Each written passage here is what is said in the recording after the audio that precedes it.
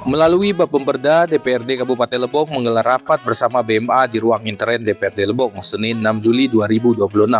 Rapat dipimpin Ketua Bapemperda Suwan dan dihadiri oleh anggota Bapemperda, BMA Lebong, bagian hukum, serta bagian pemerintah Sebdakat Lebong. Agenda rapat dengar pendapat pembahasan rancangan peraturan daerah atau Raperda tentang penerapan hukum adat di Kabupaten Lebong. Suwan menegaskan Raperda ini sebagian perda inisiatif DPRD untuk memberikan kepastian hukum sekaligus melestarikan budaya serta hak tradisional masyarakat adat di Kabupaten Lebong.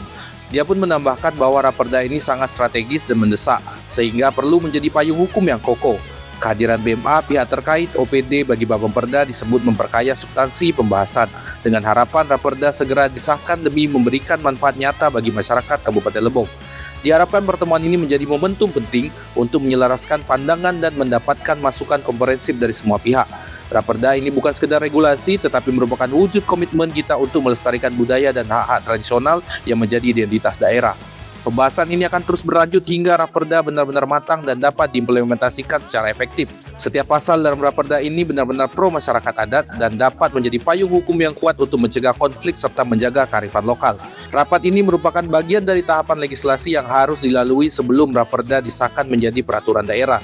Kehadiran perwakilan dari OPD, Bapemperda sangat diapresiasi karena masukan mereka akan memperkaya substansi Raperda ini.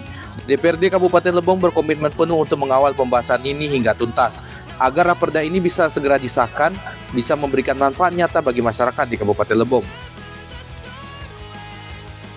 Satunya, dia salah aku nak nomor 11 Raperda tentang pemberlakuan dan penerapan hukum adat terjang di Kabupaten Lebong. Ini sudah masuk ke Bapemperda.